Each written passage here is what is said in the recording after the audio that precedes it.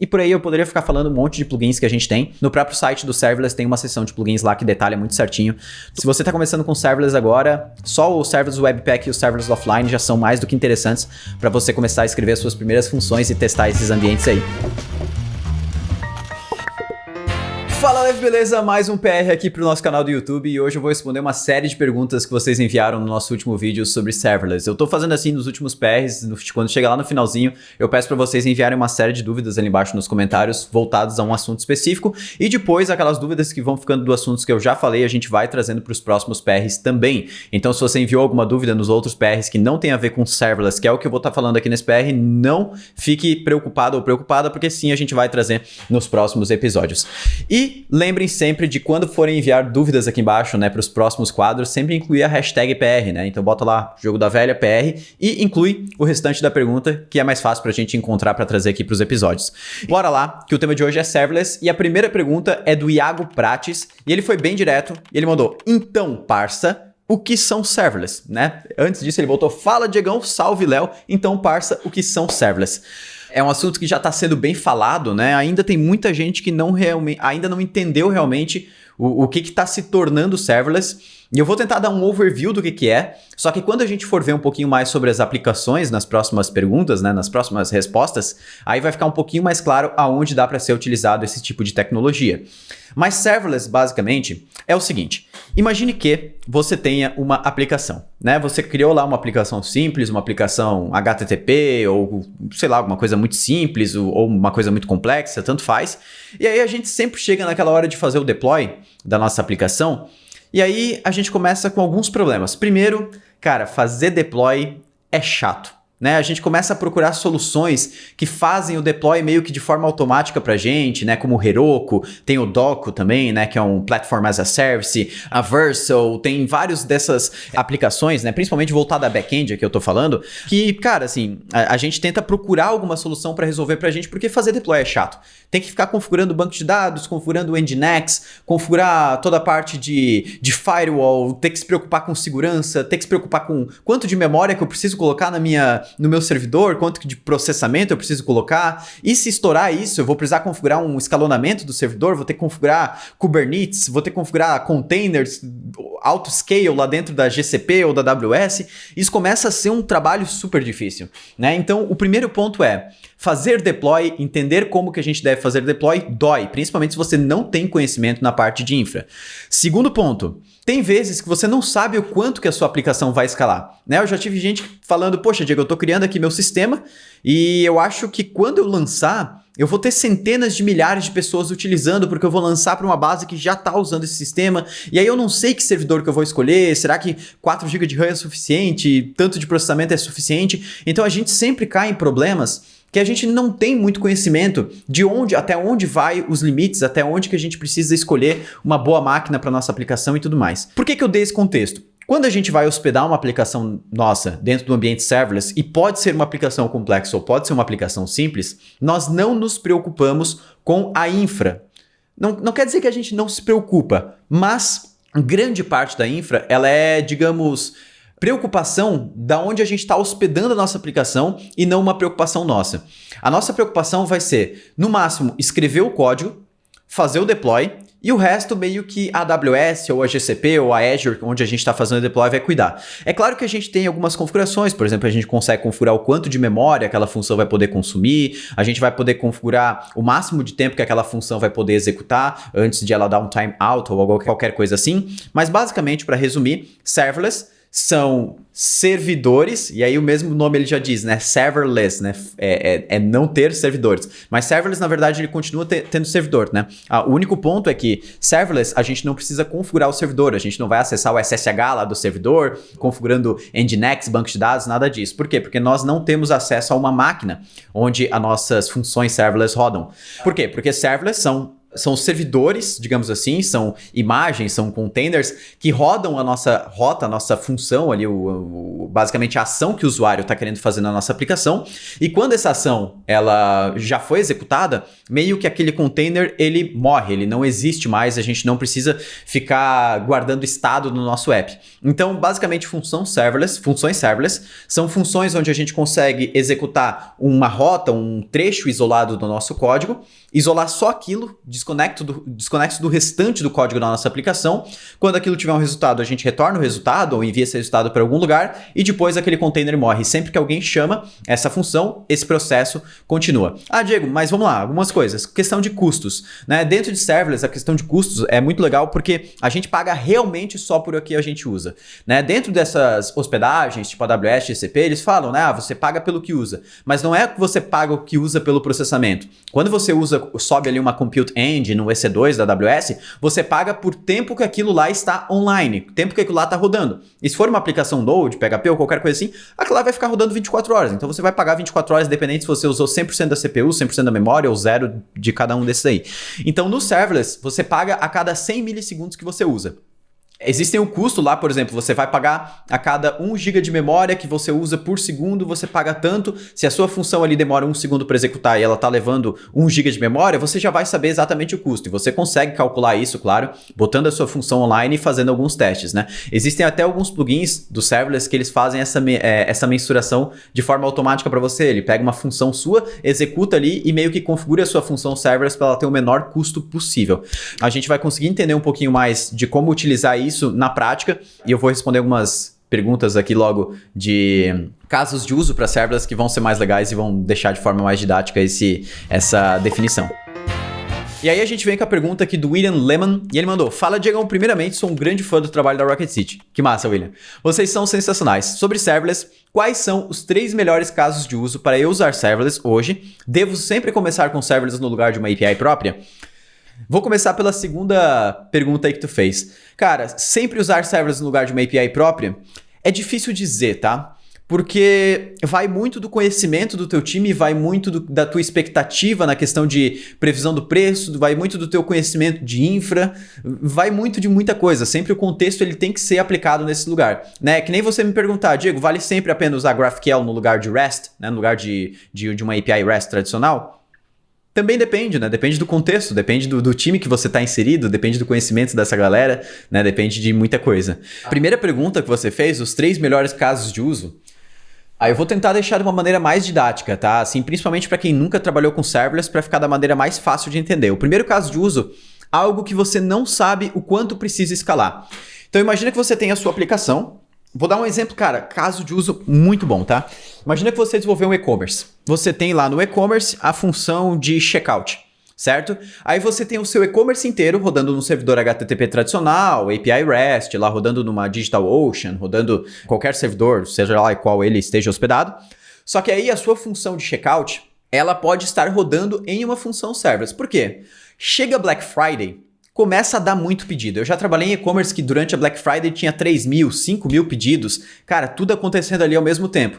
O seu servidorzinho ali na DigitalOcean, que antes ele estava só esperando receber ali 1.000 pedidos dentro de um mês, agora ele está recebendo 3.000, 5.000 pedidos dentro de uma noite. E aí muita gente, o que faz? Ah, chega antes da Black Friday, vamos lá manualmente, clica lá em aumentar o tanto de RAM, o tanto de processamento. Só que isso é uma coisa que, assim, é totalmente sem previsão, né? Você só aumenta pensando que pode ter ou talvez não tenha. E aí o que você pode fazer é pegar essas funcionalidades que são as que mais consomem, que você não tem tanta previsibilidade de quantas operações vão acontecer, tipo cálculo de frete, checkout, calcular uma cotação, qualquer coisa assim. Você pega essas funcionalidades que você não tem tanta previsão, coloca em função serverless, ou seja, o seu back-end ele vai continuar funcionando ali normalmente para listagem de produtos, listagem de categorias que são coisas mais simples, e aí quando acontecer esses processos que são mais pesados, a gente redireciona para o serverless, que são ambientes que vão escalar infinitamente, sem limite de recurso ou qualquer coisa assim, e você vai conseguir ter isso escalando ao infinito e além. Então esse eu acho que é um dos casos de uso mais legais para quem nunca trabalhou trabalhou com serverless poder começar a implementar aonde está trabalhando. Segundo, coisas que não precisam ficar rodando 24 horas. Então, quando a gente roda um servidor, Node ou qualquer outra linguagem, acontece que essas aplicações elas ficam lá aguardando requisições 24 horas. Só que tem muitas vezes que a gente cria coisas que a gente sabe que não vão ser utilizadas 24 horas, ou até que nem vão ser utilizadas todos os dias, todas as semanas, todos os meses e por aí vai. Então por que a gente vai ficar pagando por alguma coisa se aquilo lá não está executando? Como eu falei, esses servidores como EC2, Compute Engine, DigitalOcean ou qualquer coisa assim, eles cobram pra gente o quanto tempo o nosso servidor ficou ali rodando, quanto tempo que ele ficou online, independente se ele está sendo usado ou não. Quando a gente coloca uma aplicação rodando em cima de serverless, a gente paga exatamente só o tanto que aquilo executou e ainda paga a cada 100 milissegundos. Um tempo atrás, na AWS Lambda, a gente pagava por segundo executado. Então, se a nossa função executava 125 milissegundos, a gente pagava 1 segundo. Agora a gente vai pagar 200 milissegundos, que é só o tanto que ela ocupou em intervalos de 100 milissegundos. Então, o preço vai ficando cada vez menor. Aí, imagina um caso, por exemplo, a gente tem aqui na Rocket City o sistema de certificação, né? Então, toda vez que uma turma finaliza, muita gente vai lá, tira certificado, emite certificado, tudo mais, aquele processo todo. Só que isso acaba sendo executado geralmente quando acaba uma turma. Então a gente sabe que a cada 2, 3 meses vai acontecer uma bomba de geração de certificado. Só que essa funcionalidade de certificação, ela não precisa ficar ali ocupando, rodando 24 horas, porque dificilmente ela é utilizada. Então, a gente pode colocar a funcionalidade de certificação dentro de uma função serverless, e a cada 2, 3 meses vai acontecer um boom nisso, o serverless vai aguentar para gerar todos os certificados, e a gente não precisa manter isso no restante do servidor, pensando em escalabilidade, né, escalonamento dessa parte de certificação. Terceiro caso de uso, algum serviço interno que você não quer se preocupar com infra. Isso acontece muito, tá? Imagina que você tem já a sua aplicação da DigitalOcean e tudo mais, e você está criando ali alguma aplicaçãozinha, algum serviço, alguém está desenvolvendo uma aplicação muito simples, um microserviço, alguma coisinha só para fazer uma parada muito simples ali dentro da empresa. E aí você pensa, vou pegar isso e vou hospedar junto com a minha aplicação que já está rodando, sendo que daí pode dar problema, uma pode atrapalhar a outra, às vezes dá um erro de processamento nessa, prejudica a outra que está rodando ali, porque está rodando na mesma máquina, ou eu crio 2 servidores separados, mas daí eu vou pagar por um servidor separado, sendo que é uma aplicação só de teste, só para testar alguma coisa, para realmente fazer um funcionamento muito simples. Então, nesses casos, aqui dentro da Rocket, a gente também gosta de, cara, vamos, sei lá, nesses dias a gente estava testando criar um serviço de autenticação single sign-on, né, que é um serviço de autenticação que serve de autenticação para vários outros serviços. Então, tem um painel de administração, tem o client ali da plataforma, tem o mobile, tem tudo mais. Então, a gente cria um único serviço de autenticação que serve autenticação para todos esses carinhas aqui, que só ele tem acesso à chave privada, essas coisas assim. Então, nesse caso, a gente acaba colocando isso num serviço serverless, porque como a gente ainda está num ambiente que está testando aquilo, que está entendendo como que aquilo vai funcionar, isso é muito mais fácil de arquitetar, muito mais fácil de rodar aqui em cima para servir tudo isso e não ter que ficar configurando o servidor, uma infra toda do zero para ficar testando esse serviço. Então, eu gosto muito de utilizar serverless nesses casos também, funciona muito bem, tá? E agora eu vou continuar com a pergunta aqui do Iago Mendes. Ele mandou, pergunta para o PR. Fala Dev, já usei serverless por meio do Next e entendo a sua utilidade para projetos pequenos que não têm necessidade de um back-end. Perfeito, dentro do Next é isso mesmo. Gostaria de saber se há situações em que o uso de serverless functions ainda faz sentido para projetos que já possuem um back-end com deploy num VPS. Iago, com certeza, cara. Vou dar alguns exemplos nesse contexto que tu falou mesmo de utilizar o Next, né? Lá quando a gente utiliza o Next, Nuxt, Nextlify, né, qualquer tipo de framework ou infra que permite a gente ter serverless functions rodando no front-end, a gente consegue executar isso de duas formas, tá? Primeira delas, se a gente não tem um back-end, a gente pode usar essas serverless functions para fazer operações de back-end simples como a gente já está acostumado, os acessos ao banco de dados, envio de e-mail ou qualquer coisa assim. Agora, imagina que você já tem o back-end, e aí você tem ali o front-end separado, ainda faz sentido nesse front-end em algum momento ter alguma serverless function rodando? Sim. Por quê? As serverless functions que vão rodar ali no front-end, elas devem ser serverless functions usadas para aprimorar o seu front-end. Para o seu front-end, digamos assim, rodar sem dependência do back-end. O que eu quero dizer? Existem hoje alguns problemas que a gente tenta resolver quando a gente trabalha com essa arquitetura, back e front separado, que é o seguinte: geralmente, back e front, por mais que exista o conceito de desacoplamento, acaba ficando muito acoplado. A gente tem que muitas vezes fazer alterações no back porque o nosso front-end precisa de alguma coisa diferente. Claro que o GraphQL, por exemplo, ele já resolve parte desses problemas quando a gente fala de dados e tudo mais, mas imagina, por exemplo, uma autenticação com o GitHub, né? A gente quer fazer ali uma autenticação com o Twitter, GitHub ou qualquer coisa assim dentro do nosso front-end. E aí o que acontece? Quando a gente vai fazer uma autenticação OAuth, nesse caso, a gente precisa enviar o usuário lá para o GitHub GitHub devolve para a gente um código, esse código é trocado lá, a gente faz um code exchange, pega um access token para então a gente buscar as informações. Só que esse code exchange aqui, que pega o código que o GitHub nos enviou e troca pelas informações do usuário, isso precisa acontecer num ambiente seguro, não pode acontecer no front-end. E se eu colocar isso no back-end, isso não vai funcionar da mesma forma para o front-end web e para o mobile. Ou seja, eu estou colocando uma coisa no meu back-end que está totalmente associada apenas com o front-end web do meu app. Deu para entender? O que acontece? Eu estou fazendo algo que é do client, é o client que precisa dessa regra, é o front-end web que precisa dessa regra de como se autenticar com o GitHub. Ou seja, eu posso usar as funções serverless que eu tenho ali no meu front-end para fazer essa operação com o GitHub, por exemplo, de autenticação, e toda a parte de autenticação ela fica presente no front-end. O back-end depois ele só vai receber os dados do usuário e no máximo ali gerar um JWT ou salvar as informações do usuário dentro ali da sessão, dentro do banco de dados ou qualquer coisa assim. Então, é muito legal a gente entender que essas serverless functions que elas estão dentro do front-end é para ajudar a gente a customizar, a fazer o front-end mais simples, mais desconexo do back-end. Deixar as responsabilidades do front-end dentro do próprio front-end e não fazer um back-end, digamos, criar o back-end para o front-end, né? Existe até aquele back-end for front-end, mas não é nessa pegada aí que eu tô falando, é mais voltado para a interface daí. Mas, Iago, eu espero que eu tenha te respondido, cara. Quando você já tem uma VPS, quando já tem um back-end, as serverless functions, elas continuam usando para facilitar o desenvolvimento do front-end em si. Para o seu back-end ficar mais responsável pelo que ele precisa ficar responsável e o front mais responsável por que ele precisa ficar responsável. A gente tem perguntas do Ulisses Mantovani, e ele mandou: como lidar com o paradigma de conversas entre serverless functions como enfrentado nos microservices? Ulisses, nesse caso, cara, não muda muito, tá? Acaba sendo bem semelhante mesmo, né? A gente pode ter comunicações síncronas entre as serverless functions e pode ter comunicações assíncronas. Então, uma serverless function pode disparar outra serverless function e aguardar o resultado daquela, o que a gente chama de request response dentro da Lambda, e aí continuar processando e tudo mais, mas daí tem que cuidar porque geralmente as serverless functions que são disparadas via HTTP, elas têm um timeout de 30 segundos. Se elas forem disparadas via código, elas têm um timeout mais alto, se eu não me engano, de 900 segundos.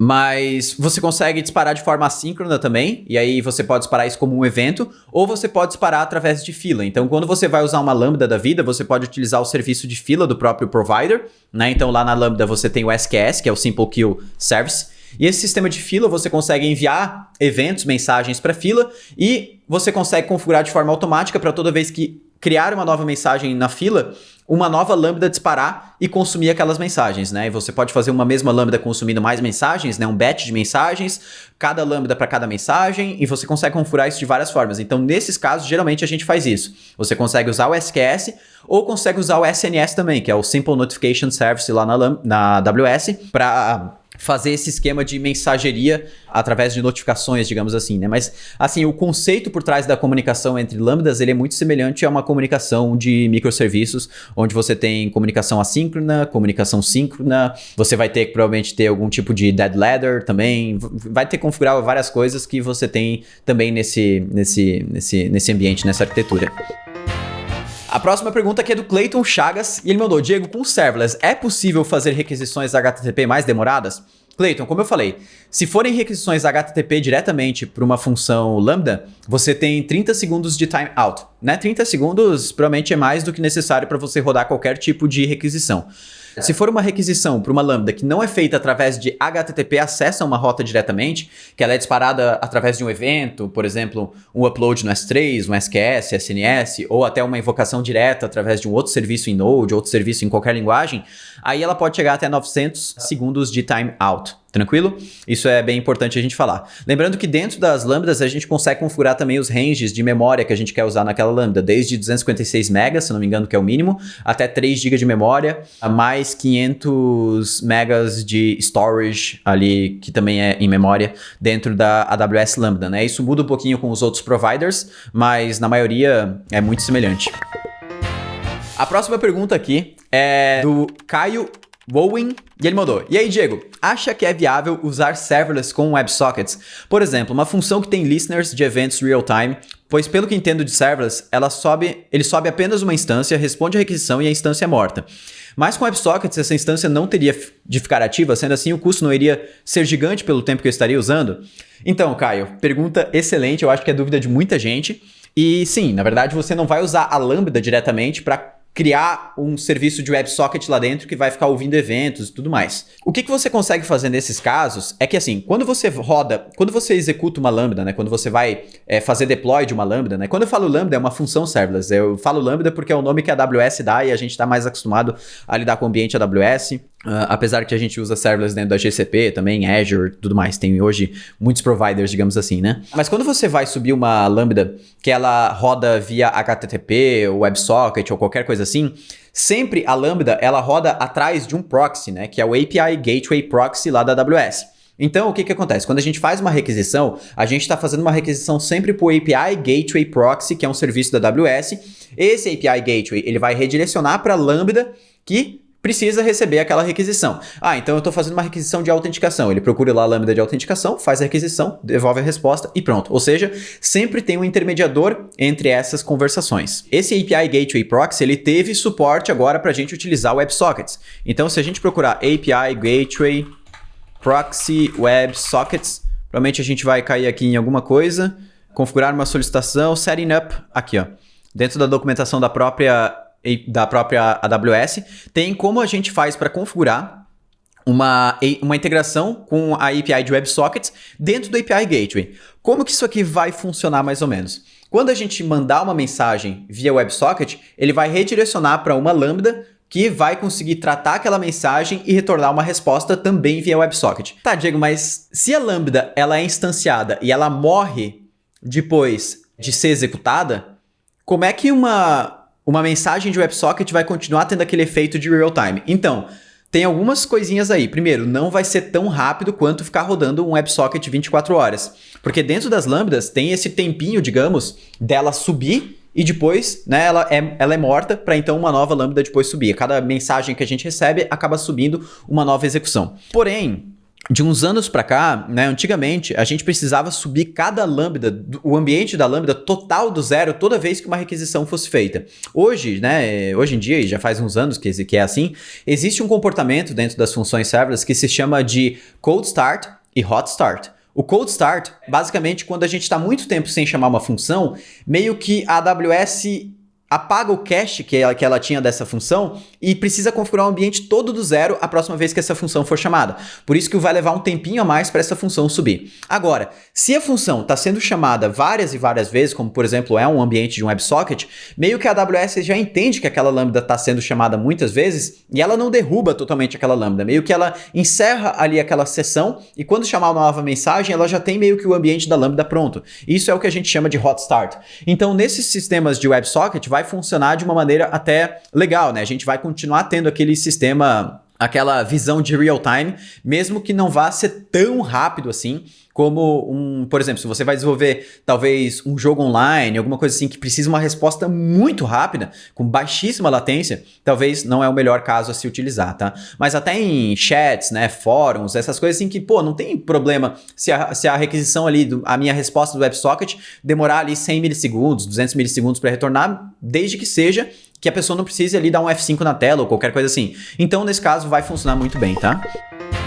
Agora, a próxima pergunta aqui é do Alisson Ferreira. Ele mandou: em casos como o da AWS, em que as rotas podem ser configuradas no API Proxy, que é o que a gente estava falando agora, né, o API Gateway Proxy ali, ainda faz sentido o uso do Express? Seria mais interessante a criação de uma função Lambda para cada rota? A segmentação excessiva acabaria trazendo problemas de desempenho, talvez com o tempo para as funções acordarem, caso fiquem alguns minutos sem uso?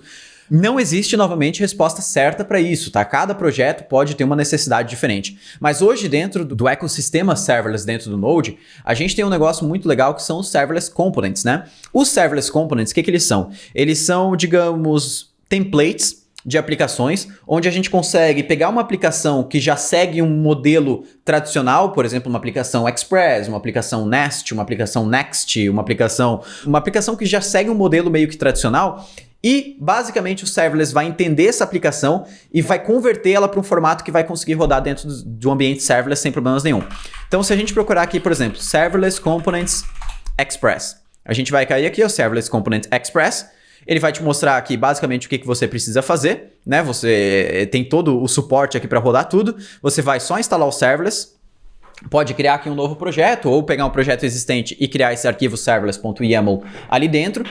E aqui você consegue configurar o seguinte: eu quero que todas as rotas da minha aplicação rodem dentro da mesma lambda. Quanto que eu quero de memória para essas rotas? Ah, Diego, mas tem rotas na minha aplicação que elas precisam um pouco mais memória. Então eu posso pegar essas rotas só e rodar em lambdas separadas. Só que o mais legal desse Serverless Components aqui é que se minha aplicação precisar configurar rotas no proxy, arquivos estáticos dentro do Amazon S3, ele vai configurar tudo do zero pra gente. Então a gente consegue com o Serverless Components configurar vários elementos, vários componentes da AWS, vários serviços da AWS com um único comando, subir todos eles. Né? Isso é muito semelhante a quem trabalha aí com infra, com o conceito de infra as a code, né? Que a gente tem no Terraform, no Pulumi ou nessas aplicações, nesses serviços onde a gente consegue criar a infra a partir de código dentro da nossa aplicação. Vou mostrar um pouquinho do ambiente que eu estou utilizando, claro que uma parte do ambiente, eu vou colocar isso no GitHub também para quem estiver iniciando, de como que eu estou usando serverless aqui dentro, um setup básico de serverless com TypeScript para a gente usar dentro da AWS, tá? Então aqui eu já deixei um projeto meio configurado, porque assim, não teria como criar todo esse projeto do zero, porque tomaria muito tempo e não é o intuito aqui de dentro do PR. Agora, aqui dentro, ó, eu criei uma pastinha serverless, que é onde está o meu projeto. Eu vou abrir ela no VS Code para mostrar para vocês. Trago aqui. Estou usando um tema muito louco aqui, eu gosto de trocar de tema frequentemente, troco o Omni e vou para esse aqui que é o Shades of Purple, vou trocando de tema porque isso aumenta a minha criatividade, não sei porquê, aumenta a minha vontade de trabalhar com código ali, ficar trocando de tema eu troco toda hora, sem zoeira mesmo, tá? Mas a maioria do tempo eu estou usando o Omni, então, que é o tema que me deixa mais tranquilo, digamos assim. Agora aqui dentro, eu criei um backend Node simples, uma API REST, então a gente pode ver aqui, por exemplo, eu tenho um servidor, né, um server.ts, aqui dentro eu tenho uma rota checkout. Essa rota checkout aqui, o que ela faz? Ela basicamente importa a SDK da AWS, que são a integração da AWS com o Node, né? Eu crio aqui o serviço de Lambda e eu estou executando uma função Lambda, ou seja, eu executo uma função Lambda de dentro de um servidor HTTP tradicional. Essa função Lambda aqui, ela tem um nome, né? Que eu estou chamando ela de SLS Node Local SLS Checkout. O tipo de invocação aqui eu estou passando request response, então eu quero enviar uma requisição e eu espero uma resposta. Se eu não esperasse uma resposta, eu poderia simplesmente trocar aqui o tipo para event, e aí ele só dispararia um evento, ou seja, eu só mandaria a requisição e a resposta só Deus sabe. E aqui eu tenho o payload, que são as informações que eu quero enviar para essa lambda. Então, imaginando aquele exemplo que eu tinha dado lá no começo desse episódio, onde a gente tem o e-commerce, imagine que só a função de checkout a gente quer colocar para rodar dentro do ambiente serverless. Então, é mais ou menos isso que eu estou querendo mostrar. Aqui eu estou disparando a função, então, que faz o checkout, a minha serverless function. Para ela eu envio lá, sei lá, o ID do cliente e os dados do produto. Dos produtos do carrinho, qualquer coisa assim. Aqui teria que ter mais coisa, né? Frete e tudo mais, né? E aqui, como eu tô fazendo uma request response, eu aguardo uma resposta, eu posso pegar, então, os dados da minha resposta e eu tô mostrando os dados aqui através de JSON. Então, isso aqui é um servidorzinho Express mais simples do mundo. Para eu executar ele aqui, é só eu entrar na pasta backend node, rodar yarn dev e ele já vai estar executando aqui. Outra coisa que é muito importante, tanto para esse servidor aqui com o Node, tanto para o Serverless Node aqui, que é o outro que eu vou mostrar, outra aplicação, eu preciso ter as credenciais da AWS configuradas na minha máquina. Então, se você procurar lá na documentação da AWS Configure Credentials, você vai ver algumas formas de configurar as credenciais da AWS aqui na sua máquina. Pode ser por variáveis ambiente ou qualquer coisa assim. Eu utilizo essa configuração aqui chamada Named Profiles, né? Eu crio lá um arquivo na meu root, uma pastinha AWS Credentials, e aí eu tenho alguns profiles. Por exemplo, quando eu vou lidar com os serviços da Rocket City, eu tenho a conta da Rocket City. Quando eu vou lidar com o meu serviço, eu tenho a minha conta, e aí eu consigo ficar alternando entre elas, tá?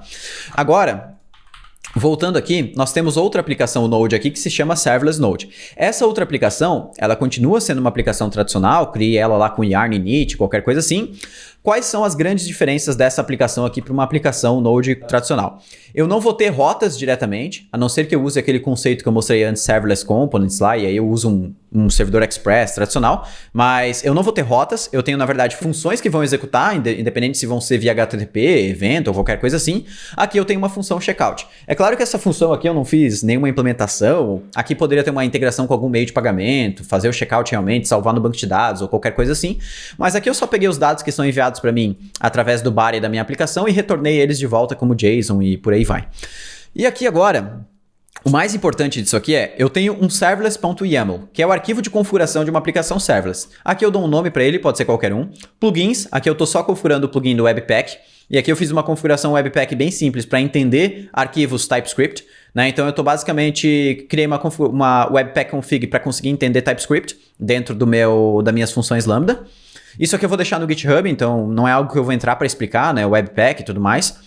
Aqui agora eu configurei essa integração com o Webpack, falei onde está o arquivo de configuração. Aqui eu tenho o provider, que é onde a minha função Lambda vai ser deployada, né? Palavras que a gente adapta para o português. Então eu vou enviar ela para a AWS, ela vai rodar na versão 14 do Node. O stage aqui, por padrão, ele vai pegar... É como se fosse o environment que ela está rodando, né? Se é local, se é dev, se é production e por aí vai. Por padrão eu deixo local. A região onde ela vai estar rodando, por padrão eu deixo US East 1, né? A gente pode rodar em São Paulo, mas daí o custo é um pouquinho maior, a gente tem que bater um pouco com a questão de previsão dos preços e tudo mais. Aqui são as regras, né, do IAM, que são basicamente o modelo de permissões que a gente tem dentro da AWS. Então, como toda Lambda, ela precisa... Aqui, na verdade, eu nem precisaria isso, tá? Então, porque essa Lambda aqui, ela não tá precisando de permissão nenhuma. Se ela precisasse permissão para salvar no banco, essas coisas assim, seria legal a gente falar para ela quais permissões a gente quer dar para ela, tá? E aqui eu declaro functions, que é a parte mais importante que eu falo, olha, eu só tenho uma única função, o nome dela é SLS Checkout, o handler dela é functions/checkout.handle, então dentro da pasta functions eu tenho um arquivo checkout que exporta uma função handle, né? Então basicamente quando a pessoa chamar essa função é esse handler aqui que vai ser chamado, e aqui eu poderia deixar só assim, mas para mostrar que essa função aqui ela pode ser executada através de um evento HTTP, por exemplo, uma chamada de rota tradicional, eu deixei aqui events HTTP path checkout method post course true, né? Então eu estou falando que essa função aqui ela pode ser chamada via requisição HTTP, o caminho é checkout e o método é post.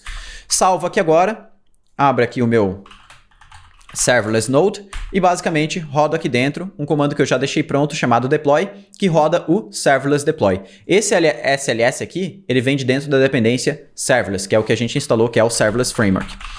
Então eu vou dar aqui um yarn SLS deploy, ele vai começar a fazer o deploy aqui da nossa função, vai rodar ali o código via Webpack, né, e vai construir um arquivo JS a partir disso, dentro desse zip aqui. E todo o deploy de funções lambdas, eles são feitos através de zip, a gente pode ver que fica bem pequenininho, ó, 1.78 KB. Geralmente as funções serverless, elas são bem pequenas. Isso aqui também precisa das credenciais da AWS configuradas, tá? Então isso aqui é muito importante. É importante fazer aquele passo a passo que eu tinha mostrado antes, lá de configurar as credenciais, né? Porque a gente precisa dessas credenciais para rodar. E agora esse upload aqui, ele não deve demorar mais do que 15 a 20 segundos para fazer, tá? O deploy, ele é um pouquinho mais demorado, porque o deploy aqui, ele não só faz o deploy, ele faz o deploy e espera meio que a AWS dar um resultado que ela atualizou todo o status das lambdas. E aqui ele já retornou para a gente várias informações e retornou para a gente o endpoint também, que é o endereço que a gente pode chamar essa função para executar ela realmente. Só que eu já coloquei esse endereço aqui dentro do Insomnia e agora eu vou executar essa função passando aqui alguma coisa no body dela. E quando eu dou um send, a gente pode ver aqui ó, que ela demorou 515 milissegundos para executar e devolveu aqui para a gente os mesmos dados que a gente enviou, porque foi isso que a gente colocou no código dela. Ela pega os dados e já retorna aqui no body. Se eu ficar enviando essa função mais vezes, a gente vai vendo que o tempo aqui de resposta, ele vai variando mais para baixo, né? Então, aqui está uma média de 380 milissegundos, pode ser que seja menos, pode ser que seja mais, ó, quando eu chamo mais vezes ele vai menos. Por quê? Porque existe aquele funcionamento que eu falei do cold start e do hot start, né? Quando a gente fica muito tempo sem chamar a função, ela demora mais para responder porque a AWS precisa subir todo o ambiente. Se a gente chama uma função muitas vezes, o delay é muito menor. Como a latência aqui do lugar que eu tô, lá para o servidor, mais ou menos US East, é de mais ou menos 250 milissegundos, isso tradicionalmente, não interessa se for um servidor que está rodando na Lambda, um servidor que está rodando EC2 da vida, então a gente pode deduzir aqui que está demorando mais ou menos ali para a lambda subir, né, o delay só da lambda, uns 100 milissegundos, né? Então isso até é bem aceitável dependendo da aplicação.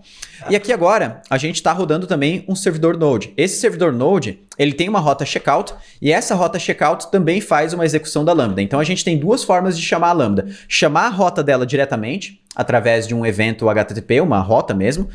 O que cai aqui nesse problema? Se eu chamo ela diretamente, às vezes eu vou ter que lidar com a autenticação, né, dentro da Lambda, que dá para lidar, mas às vezes eu não quero. Então, se eu passo pelo meu servidor, ou seja, o meu servidor recebe toda a autenticação, todos os dados, e o meu servidor dispara a Lambda não precisa se preocupar com a autenticação, porque só o meu servidor vai ter acesso à Lambda aqui, né? Porque é ele que vai ter as credenciais para acessar a AWS e tudo mais. Então, aqui no servidor, ó, don't send, a gente pode ver que agora ele chamou a lambda e retornou o retorno da lambda aqui dentro do payload, né? Que depois eu poderia pegar esse payload aqui, pegar ele, dar um JSON parse aqui e pegar todos os dados, né? O status code, o body, ó, que tá lá todos os dados que a gente enviou.